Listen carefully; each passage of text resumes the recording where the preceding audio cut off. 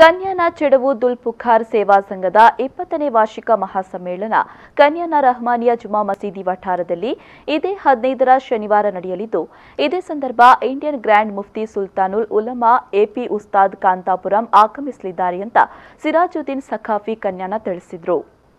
ಅವರು ವಿಟ್ಟದಲ್ಲಿ ಕರೆದ ಸುದ್ದಿಗೋಷ್ಠಿಯಲ್ಲಿ ಮಾತನಾಡಿ, ಕನ್ಯಾನ ಚೆಡವು ದುಲ್ಪುಖಾರ್ ಸೇವಾ ಸಂಘ ಕಳೆದ 2 ದಶಕಗಳಿಂದ ಕನ್ಯಾನ ಸುತ್ತಮುತ್ತಲಿನಲ್ಲಿ ಬಡ, ಅನಾಥ, ಅಶಕ್ತರ ಕಷ್ಟಗಳಿಗೆ ಸ್ಪಂದಿಸ್ತಾ ಇದೆ.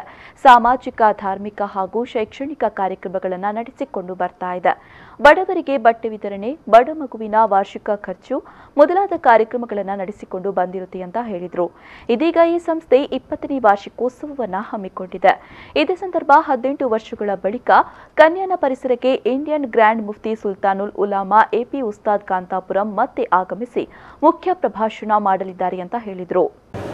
ಕನ್ಯಾನದಲ್ಲಿ ಸರಿಸುಮಾರು 20 ವರ್ಷಗಳಿಂದ ಕಾರ್ಯಾಚರಿಸುವಂತಹ ಒಂದು ಸಂಘಟನೆಯಾಗಿದೆ. ದುಲ್ಪುಖಾರ್ ಸೇವಾ ಸಂಘ ಚೆಡವು ಕನ್ಯಾನ ಅಂತ.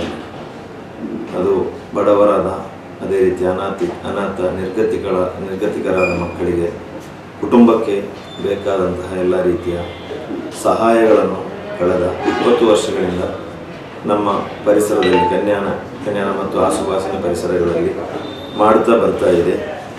ಅದರ 20ನೇ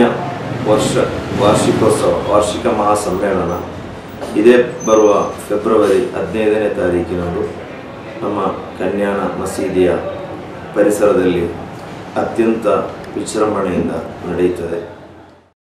ಸುದ್ದಿಗೋಷ್ಠಿಯಲ್ಲಿ ದುಲ್ಪುಖಾರ್ ಸೇವಾ ಸಂಘದ ಅಧ್ಯಕ್ಷ ಆಸಿಫ್ ಬನಾರಿ, ಸ್ವಾಗತ ಸಮಿತಿ ಚೇರ್ಮನ್ ರಹೀಂ ಚೆಡಾವು, ಗಲ್ಫ್ ಕಮಿಟಿ ಕಾರ್ಯದರ್ಶಿ ಇಬ್ರಾಹಿಂ ಖಲೀಲ್, ಅಶ್ರಫ್ ಸಖಾಫಿ ಕನ್ಯಾನ, ಅಬುಬಕರ್ ಸಿದ್ದಿಕಿ ಪೊಯ್ಯಗದ್ದೆ ಕನ್ಯಾನ ಉಪಸ್ಥಿತರಿದ್ದರು.